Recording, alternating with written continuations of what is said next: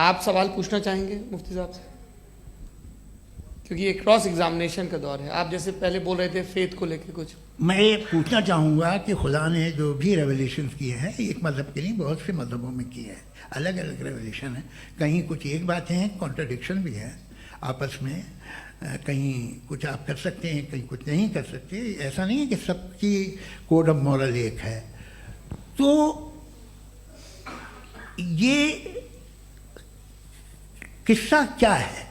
अब आप ये देखिए कि मुझे कभी कभी लगता है कि जो फुटबॉल फाइनल होता है, लाखों लोग होते हैं, फिर वो टीवी कवर कर रही करोड़ों लोग, अगर उसमें खुदा की एक बूमिंग आवाज़ आ जाती, मैं गॉड हूँ, तो सारे लोग अभी सुन लेते और टीवी पे भी सुन लेते, किस्सा खत्म होता।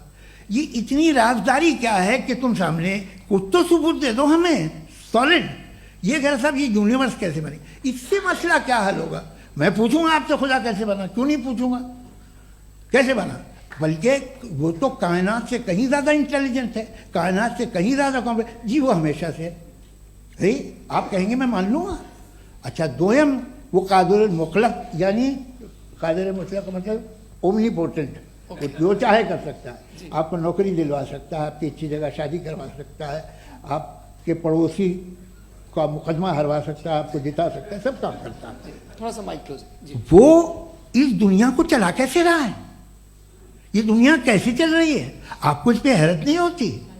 या क़यामत के बाद कभी एक जस्टिस होगा, जब ये बच्चा मर चुका होगा जिसकी धज्जियाँ उड़ गई बम से, इसको इंसाफ मिलेगा तब?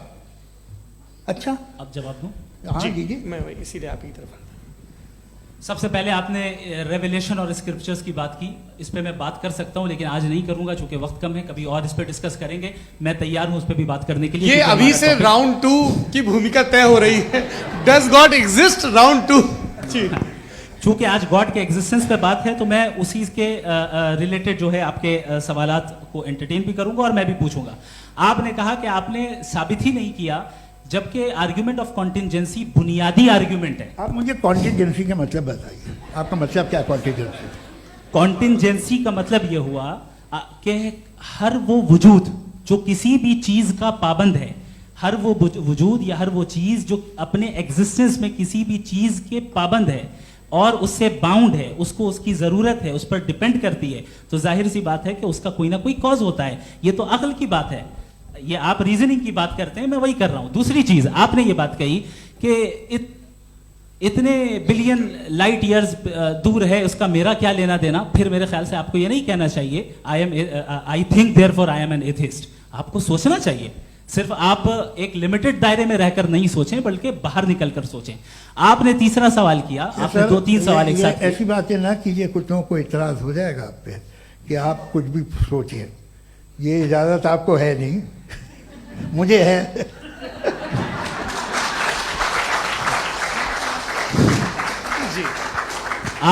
आपने प्रॉब्लम ऑफ इविल के ताल्लुक से सवाल किया और बार बार आप एक लफ्ज रिपीट कर रहे हैं कि ओमनीपोटेंट गॉड है, ऑल पावरफुल गॉड है। यही तो दरअसल समझना है कि गॉड का कॉन्सेप्ट क्या है। प्रॉब्लम ऑफ इविल जो है, प्रॉब्लम ऑफ इविल दर हकीकत 2 असम्पशंस पर कायम है। अगर आप इन 2 असम्पशंस को समझ जाएं तो ये प्रॉब्लम नहीं रहेगी, आर्ग्यूमेंट आपको समझ में आ जाएगी कि ये कोलैप्स कर जाता है।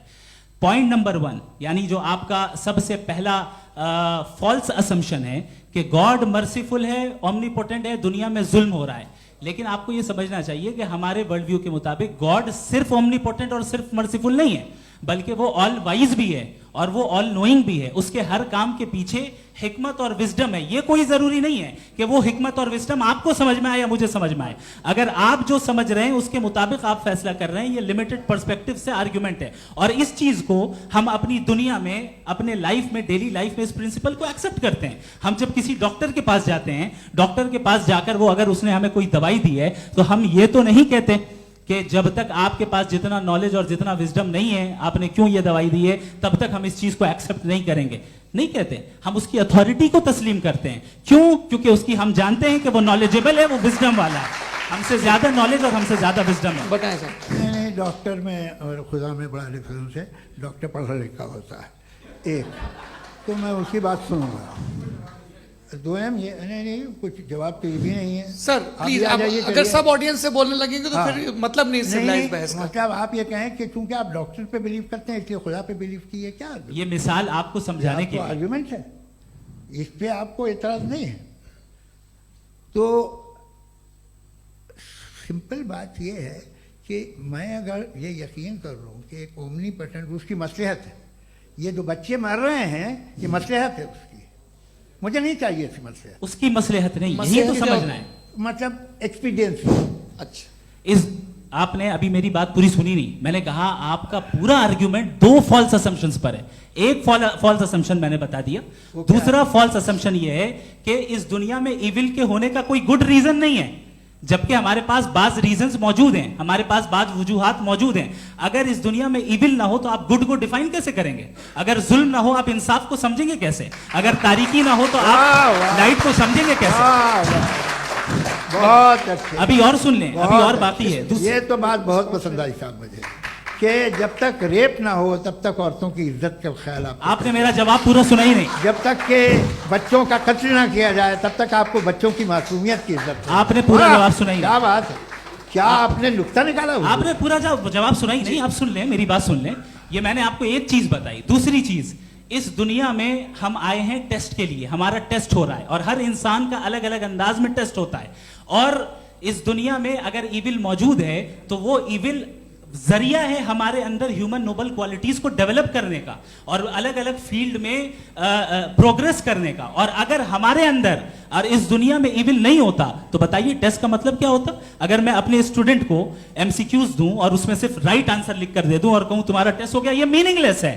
इस दुनिया में अगर हम टेस्ट के लिए आए हैं तो जाहिर है गुड एंड इविल दोनों मौजूद है।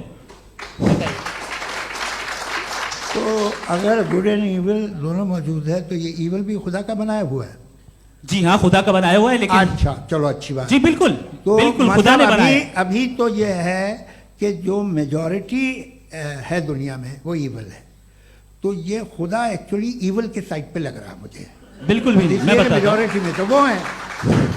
क्या बात कर रहे हैं भाई आप? मैं बहुत कोई भी जो मुंसिफ होगा, चाहे आपका अपना घर हो जिसके आप सबसे बड़े हैं, चाहे आपकी ऑर्गेनाइजेशन हो जो आप चलाते हैं, वहां पर आप इविल रखेंगे साबित करने को कि बाकी लोग शरीफ हैं। मेरी बात सुन क्या लें। ये आर्ग्यूमेंट ही गलत है? अगर- कि जब तक के कोई इविल नहीं होगा तब तक के शरीफ आदमी शरीफ नहीं लगेगा। अगर एग्जामिनर गलत ऑप्शन दे रहा है तो एग्जामिनर इविल नहीं हो गया, जो गलत ऑप्शन को सेलेक्ट कर रहा है वो फेल होगा।